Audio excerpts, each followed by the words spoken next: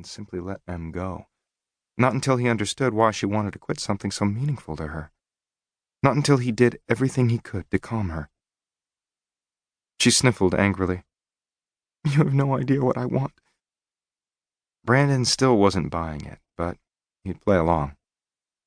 If you truly need a different job, I'll do my best to help you find another. As a boss, I'm really disappointed to lose you, but as your friend, I'm not leaving until— Your friend? She stared at the ceiling for a painful moment. When she looked at him, fresh tears glistened. Oh, damn. She wasn't simply upset, she was upset with him. Was she quitting because of something he'd said or done? Emmy, tell me what I did to make you cry, he murmured. Whatever it was, I didn't do it intentionally. I assumed we were friends, but if you don't want to be— Brandon clammed up, refusing to finish that sentence.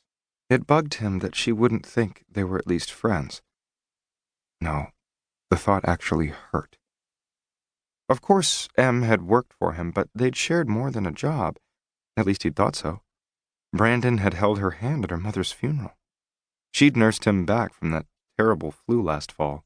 She'd prepared a delicious Thanksgiving dinner for his half-sister Morgan and her husband Jack, keeping the conversation rolling so that there'd been no awkward moments. A big plus, since Brandon had once taken Jack's former wife, Kayla, to bed. The same woman who had abruptly visited his office last Friday afternoon. Shit. Did this have something to do with Kayla? Was Em jealous? Brandon didn't hate that idea. No denying that Em was lovely.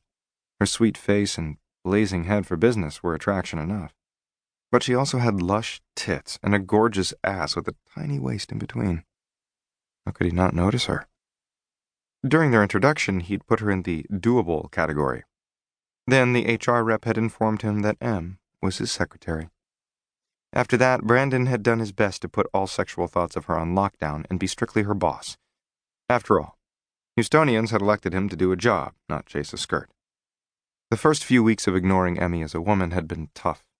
Since then, they'd been so busy, and she'd been thoroughly professional.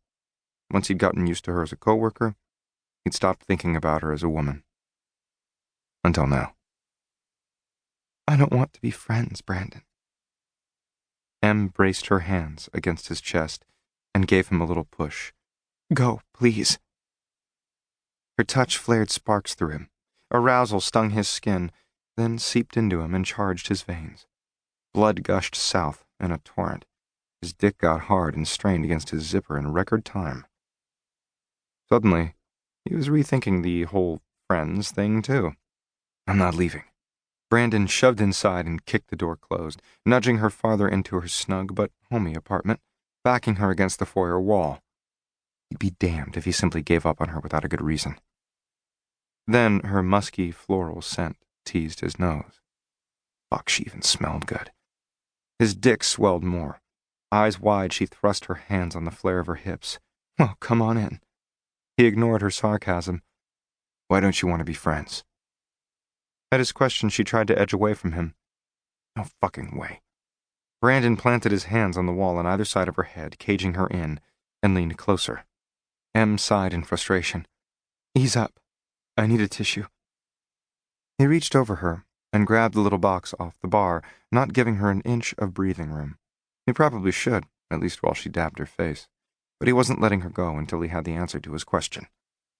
Does your resignation have anything to do with Kayla's visit? Em got that deer-in-the-headlights look and drew in a sharp breath. Bingo. Why would Kayla's visit matter? It shouldn't. Unless Em had feelings for him. Unless she wanted him. It took him barely half a second to realize that he more than liked that idea. Go, Brandon, please. They had to talk about this. Even if Em left her job, he didn't want matters unresolved between them. He wouldn't leave her hurting. But Em had been tight-lipped so far about answering his questions.